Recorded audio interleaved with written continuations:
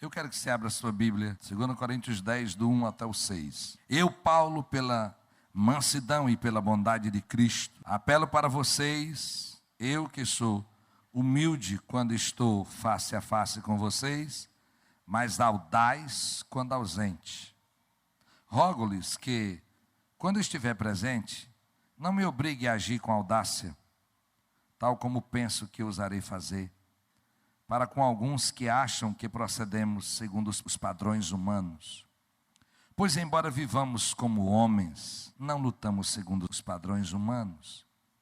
As armas com as quais lutamos não são humanas, ao contrário, são poderosas em Deus para destruir fortalezas. Destruímos argumentos e toda pretensão que se levanta contra o conhecimento de Deus. E levamos cativo todo pensamento para torná-lo obediente a Cristo. E estaremos prontos para punir todo ato de desobediência, uma vez estando completa a obediência de vocês. E o povo de Deus diz, amém. Se você tem liberdade, bote sua mão bem na testa e ore comigo. E diga, Senhor, tem fogo aqui, no nome de Jesus. Queima, anula toda mentalidade que seja errada e me traz conforto e confiança no nome de Jesus. Povo de Deus, o texto você percebe, o Espírito de Deus usa Paulo para escrever, e ele começa dizendo assim, o que dá a entender claro, é que um grupo de pessoas estava acusando Paulo, de que quando ele escrevia uma carta para a igreja de Corinto, ele era muito duro, mas quando ele estava presente, ele era manso, ele não era tão forte. E Paulo começa a dizer para a igreja, que ele era humano, mas ele agia com ferramentas que não eram humanas. E ele vai trazer princípios nesse texto, extraordinário. Ele diz, olha, embora eu seja humano, eu não ajo, eu não luto com as armas humanas. Porque as armas de Deus que eu uso, elas são poderosas em Deus, para destruir fortalezas. Ele diz, as armas com as quais lutamos, elas não são humanas, ao contrário, são poderosas em Deus, para destruir fortaleza, destrói argumento e toda pretensão que se levanta contra o conhecimento de Deus. Paulo começa a dizer para a igreja, que ele era gente, mas ele lutava para não agir com um jeito carnal. A gente é carne, isso aqui é carne, tem a carne de açougue, que a Bíblia também fala, e tem carne, instinto pecaminoso, perversidade, maldade. Paulo diz, eu não ajo pela carne, quer dizer, eu não ajo de maneira errada. E hoje, domingo, eu vou falar sobre destruindo ou vencendo as fortalezas da mente, anulando as fortalezas da mente. Paulo diz que ele tem uma arma poderosa, mas ele diz também que essa arma poderosa derruba fortalezas. Essas fortalezas aqui, como tem quase toda a costa brasileira, as cidades colonizadas pelos portugueses, holandeses, elas tinham fortes, aquilo é uma fortaleza que servia para proteger e para lutar contra os inimigos. Então as fortalezas são grandes casas, como castelos, que bem construídos para proteger, para guardar as pessoas. E Paulo está dizendo que ele tem arma poderosa que destrói fortalezas mentais. A fortaleza aqui, mental, é o resultado de um pensamento que se torna comum a várias pessoas, e daqui a pouco ele se torna uma mentalidade, um inconsciente coletivo. Daqui a pouco as pessoas estão pensando daquela maneira. E nós, como cristãos, irmãos, nós temos muitas estruturas mentais, muito jeito de pensar, que ele não é de Deus, que ele é contrário à vontade de Deus. Desde toda a herança que nós recebemos dos portugueses, de uma cultura, de uma religião, até a cultura de cada cidade, de cada de cada estado. Quando você vê um pernambucano falando, com sotaque forte, parecido com o meu, você sabe que aquela pessoa é da Paraíba, Pernambuco, Alagoas. Se você olhar uma pessoa do sul falando, do Paraná, do Rio Grande do Sul, você nota com muita clareza. Se você olhar uma pessoa conversando, você sabe se ela é mineira ou goiana. Nós carregamos uma característica na língua, no sotaque, mas carregamos uma característica no nosso estilo de vida. Cada estado tem coisas peculiares que vão se tornando uma fortaleza. Lá no Pará, ele diz que nós somos preguiçosos. Aqui a gente diz que eles que são preguiçosos. Por que é que as pessoas dizem que maranhense é preguiçoso? Nós somos um povo calmo, não somos preguiçosos não. Por quê? Irmão, aqui nunca faltou água. Aqui tinha fruta demais, peixe. Por que o povo aqui é tranquilo? Porque séculos foi assim. Vai para Pernambuco, para o Piauí, o cabo se não se virar muito morre de fome, tudo é ruim, tudo é seco. O jeito das pessoas viverem vão formando a mentalidade. Por exemplo, o sul do país, o Rio Grande do Sul, o sul, principalmente o Rio Grande do Sul, foi um estado que a maioria das pessoas vieram de fora, italianos e muitos protestantes. Foi um lugar que vieram poucos missionários para evangelizar. Irmão, aquilo foi deixando para lá. Hoje, o Rio Grande do Sul exporta trabalho com as trevas naquela região. Porto Alegre hoje tem o maior índice de terreiro de macumba por metro quadrado. Perde para Codó, perde para São Luís. Por quê? Porque foi deixando, todo mundo achava que os descendentes de europeus iam continuar a religião dos seus pais. E não continuou. A fortaleza é um jeito como a gente pensa. E muitas coisas são culturais, não fazem mal. Mas muitas coisas são completamente contrárias à vontade de Deus. E eu quero caminhar com você hoje, pedindo a Deus que nos ajude a detectar, a diagnosticar, a perceber, a reconhecer dentro de nós uma mentalidade que eu posso achar que ela é natural, mas ela está sendo contrária à vontade de Deus. Amém? Vamos caminhar. A primeira coisa que nós precisamos aprender aqui com o Espírito de Deus é que Paulo diz que ele não luta segundo a carne. Ele não usa as ferramentas carnais. Irmãos, essa é a primeira decisão nossa. Se você olhar lá em 1 Reis, capítulo 21, você vai entender o que eu estou lhe dizendo. 1 Reis 21, conta a história de um rei, Acabe, do povo de Deus, casado com uma mulher chamada Jezabel. Esse rei, um dia, era um homem muito rico, muito fazendeiro, um grande. Tinha um cara com a chacrinha, mas sabe assim, tudo arrumadazinha, bonita, chamado Nabote. Ele foi lá na chácara e disse: rapaz, Nabote, me vende essa tua vinha. Ele disse: não, rei, aqui é uma herança da minha família, não, só tem isso aqui. O rei chegou em casa e ficou lá, e a mulher dele percebeu que ele estava triste. O que é que tu está triste? Ele disse: porque o homem não quis vender para mim algo hoje. Ela disse: não quis? Vai dormir que eu vou dar um jeito nisso amanhã. E se você percebeu o que essa mulher fez, ela no outro dia criou um jejum falso, mandou as autoridades botar Nabote num lugar alto e contratou 2 pessoas para levantar um falso testemunho contra ele. E de falso testemunho aquele cara foi morto. E com 2 dias o cara estava com a vinha livre. Olha o que Deus diz para Acabe, no versículo 20. Por que você se vendeu para fazer o que o Senhor reprova? Vou trazer desgraça sobre você, devorarei os seus descendentes, eliminarei de sua família todos os sexos masculinos em Israel. E o Senhor vai dizendo, lá na frente o Senhor diz: os cães, versículo 24, comerão o que eu pertence a Acabe e que morreram na cidade. O Senhor se indigna contra esse homem. Esse homem quis uma coisa e fez algo ilegal para possuir aquilo. Se você olhar para o livro de Juízes, A Bíblia conta outro homem, Sansão, um homem separado por Deus. E um dia ele botou um olho numa mulher, uma mulher que não temia a Deus. A família era contra, Deus era contra, ele era separado para Deus, lutou. E quando ele teve aquela mulher, ele perdeu toda a unção que Deus tinha.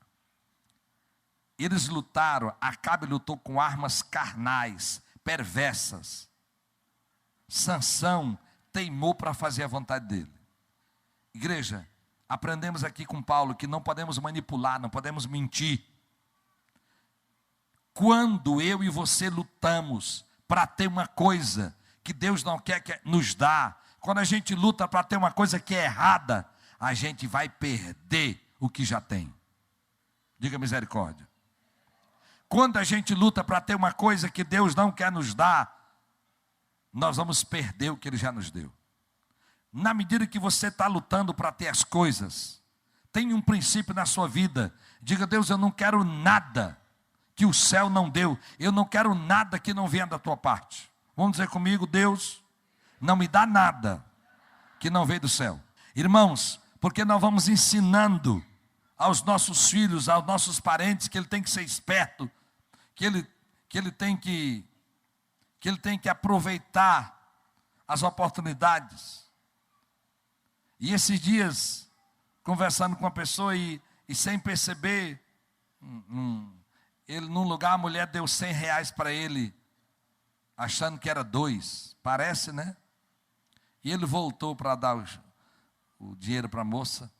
Aí ele estava dizendo: pastor, me sujar por R$100. Eu digo: escuta, se fosse por 10 mil, tu ia se sujar, era? Ele começou a rir. Me sujar por tão pouco? Claro, não era o propósito daquele irmão. Mas, irmão, você sabe que algum de vós que estão aqui, se a oferta fosse grande, você se vendia? Diga misericórdia. Irmãos, não lute para ter aquilo que é desonesto, aquilo que Deus não quer lhe dar, porque amanhã você vai perder. No nome de Jesus, aquilo que Deus lhe dá, aquilo que foi correto, ninguém vai tomar. No nome de Jesus, lute para fazer coisa justa, negócio justo, que você ganhe, mas que essa pessoa também ganhe. Lute, não queira ter o de ninguém, mas queira ter o seu. E Deus me dá sabedoria, me dá capacidade. Por isso que Deus disse que esse é um tempo de que os justos vão prosperar. Porque pessoas vão vender coisa barata, mas não é você que vai dar preço, não. Pessoas vão vender coisa barata e você vai poder juntar. É tempo de comprar, não de vender. O primeiro princípio que aprendemos com Paulo: não lute com as armas da influência. Você que vai usar a influência que você tem com político ou com alguns juízes errado, com pessoas, para manipular, para fazer um diagnóstico, para fazer algo errado para beneficiar você. Você vai ver isso em homens dignos. Pastor, você dá a sua declaração de imposto de renda, aí o senhor podia arranjar uma outra assim para juntar? Ele olhou para a minha cara: não, eu estou só sugerindo. Não, eu olhei para ele: que cara de pau. Se o cara tem proposta de fazer para um pastor, imagina o que ele faz para outros clientes. Irmãos, no dia a dia, está impermeado de coisa suja. E no nome de Jesus, não lute com armas carnais, perversas. Vá conquistando com Deus. Você pode estar perdendo aqui, mas o céu está preparando para lhe dar amanhã. Aleluia. No nome de Jesus, irmãos, não é porque nós somos bons, não, é por causa de Deus. Nós precisamos levantar uma nova cultura na nação, irmãos. Você já vê alguém dizendo: eu não faço negócio com crente, já viu? Você pode dizer para a pessoa: pode fazer comigo, você não vai se arrepender não. Eu não pago, eu não quero alugar os meus imóveis para um crente. Irmãos, nós estamos dentro da mesma cultura da nação. O homem investigado agora que pode perder o cargo, está numa igreja evangélica, irmãos. O presidente da Câmara está numa igreja evangélica. O que é que eu estou dizendo para você? A mentalidade de corrupção, ela também está dentro de nós, e nós temos que acordar, porque o Senhor deseja que a gente seja sal e luz da terra, porque a vontade de ganhar dinheiro de maneira fácil e errada está dentro de todos nós. Mas, irmãos, eu quero que você compreenda. O Senhor vai julgar nós. E no nome de Jesus, você que está hoje aqui, o Senhor vai podar você, vai cortar os galhos, para que a sua árvore cresça.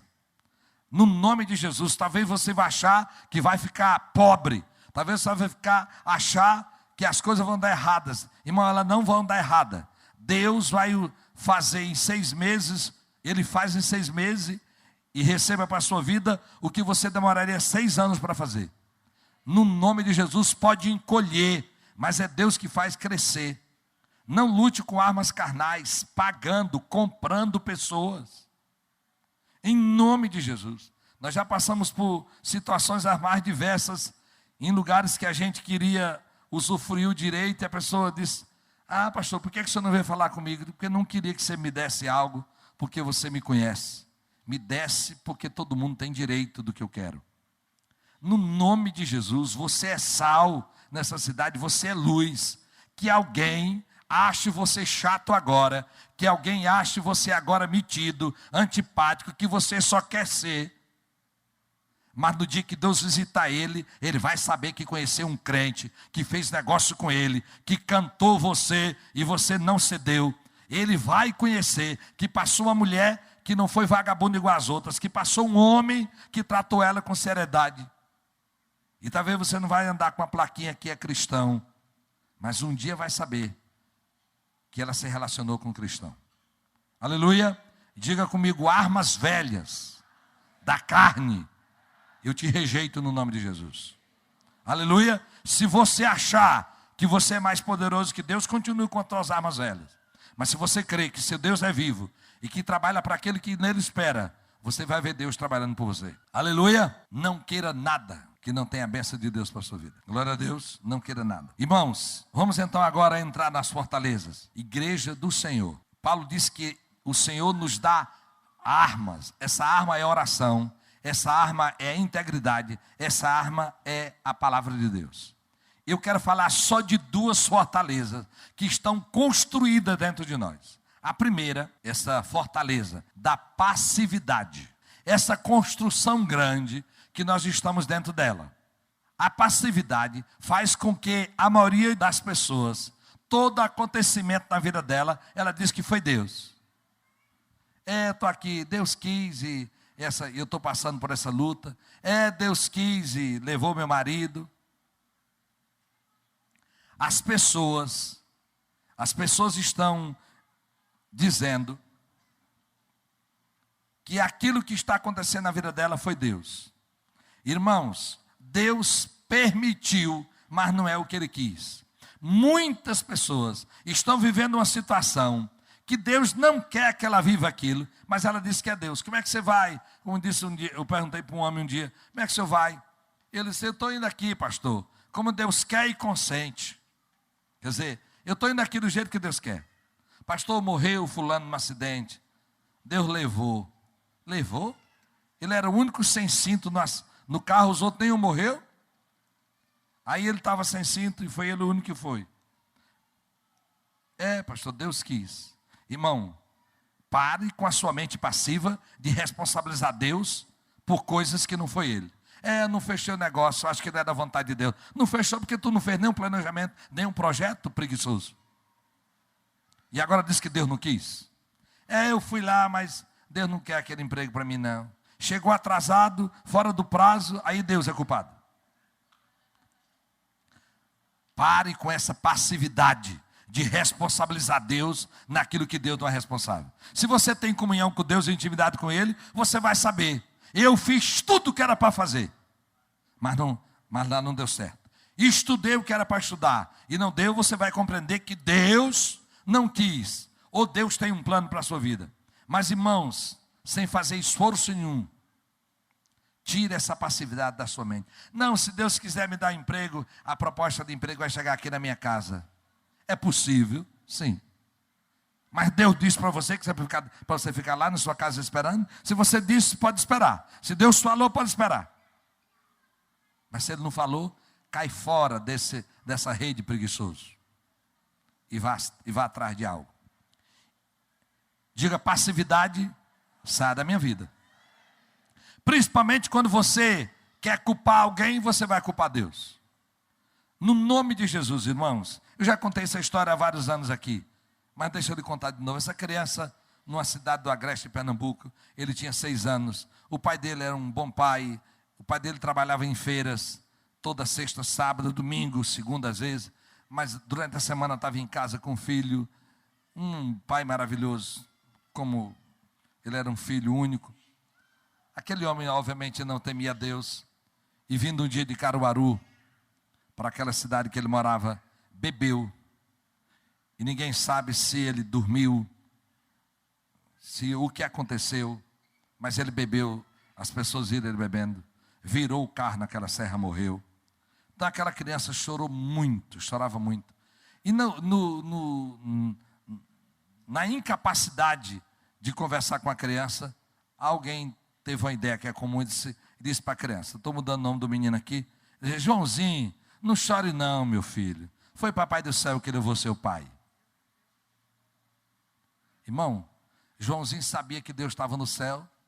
Ele saía para o meio do terreiro assim: Deus, filha da puta, Deus, filho de uma égua, Deus, tu matou meu pai. E entrava aquele dizendo: não, meu filho, não fala isso com Deus. E repetia. Quando o menino estava esquecendo, chegava uma visita para fazer de novo. Dizia: não chore não, meu filho. Deus que levou seu pai. Tornava a xingar Deus. Foram bater nos crentes, que era nós. Chegamos lá: é pastor, irmão, não era pastor ainda. Irmão Raimundo, está uma luta aqui, esse menino está xingando Deus. E o que foi? Eu digo: irmão, e ele tem senhora, ele tem razão de xingar Deus? O cabo que matou o pai dele? Você não está dizendo para essa criança que foi Deus que matou o pai dele? O mínimo que é para ele fazer é xingar Deus desse nome aí. Tenha coragem e diga para essa criança que não foi Deus que levou o pai dele. Ah, mas vai manchar o pai, mas não mancha Deus. Meu filho, aconteceu algo com seu pai, não foi Deus que matou seu pai. Aquela criança se tornar um monstro amanhã. Do jeito que quando você não consegue pegar o menino, diga: o pastor briga, não vá para lá não. Ou, tem bicho. Bicho é você. Diga para a criança: meu filho, não vá não, que tem choque ali. Como é que eu já acompanhei um menino, hoje já está casado, hoje não tem mais medo não. O menino tremia de medo, porque eu era o bicho papão lá na casa. Vá para a igreja e levanta para tu ver o que o pastor vai fazer contigo. O bichinho. Cara, com todo dizendo, ele vai jogar aquele negócio em mim. Você sabe que a nossa incapacidade leva a gente a entrar nessa fortaleza nojenta. Irmãos, no nome de Jesus, não atribua para Deus aquilo que não é dele. Eu sei que foi ensinado para um escravo. Deus fez você para ser meu escravo e eu para ser dono do engenho. Eu lhe comprei. Deus quer assim. Irmãos, Ele quer que eu viva nessa vida que eu estou vivendo.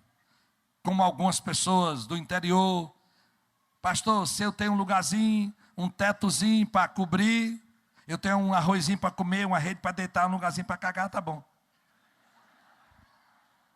Deus não quer isso para você, rapaz. Cai fora dessa mentalidade nojenta e dizer que Deus que quer isso. Irmãos, altere essa mentalidade passiva de responsabilizar Deus por todas as coisas. Deus é Senhor de todas as coisas, mas Ele não é responsável pela maioria das coisas que acontecem conosco. Nós somos livres, nós temos autoridade para ligar e desligar. O Senhor desde Adão disse que nós iríamos governar, dominar sobre todas as coisas. Isso está nas nossas mãos. Deus está nos ajudando a realizar o que Ele nos entregou. Diga: passividade, sai da minha mente e da mente da minha família, no nome de Jesus. Irmãos, a segunda fortaleza que tem que cair, segunda mentalidade construída E a fortaleza, irmão, é um lugar que a gente constrói e vai morar dentro dela.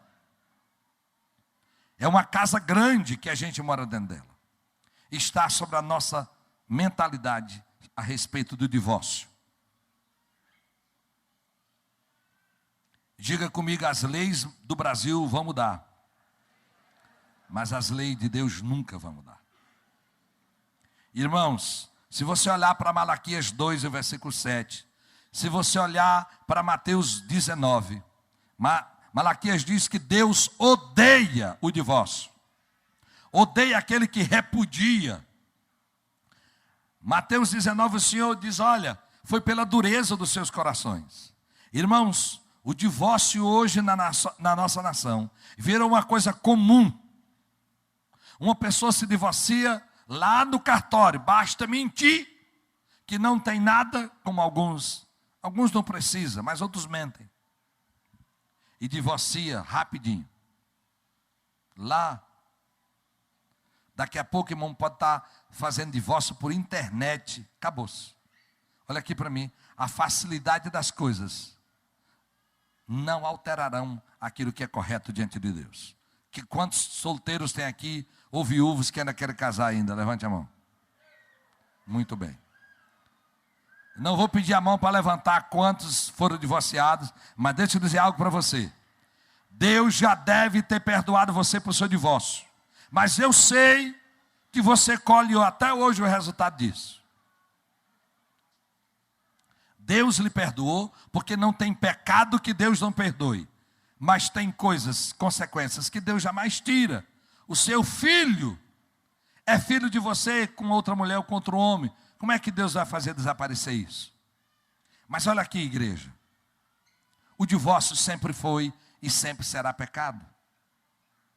Ele nunca foi da vontade de Deus. Divórcio precisa ser tirado da sua mente. Aonde o divórcio é uma possibilidade, na mente, ele se torna uma realidade amanhã. Diga misericórdia. Se você está casado com alguém que está aqui, diga, me perdoa, que eu já dei vontade de separar de ti. Não precisa nem falar que ela já sabe, ou ele já sabe. Pelas ameaças que você fez. Alguns que casaram e quando ele não pode conter a mulher, quando ele não pode convencer o marido, eles vão me separar. Irmãos, outro dia no cartório, uma mulher disse, pastor, estou me separando, ovelha minha, só está separando. Ele nunca traiu ela, ela sabe, o marido dela nunca traiu ela. Mas tem outras coisas terríveis lá. Mas também nunca matou ela, quem matar ela não. Irmãos, Jesus Cristo só dá uma condição, uma justificativa. É em caso de imoralidade, de traição. Mas Jesus não manda se separar, irmãos. Em nenhum lugar.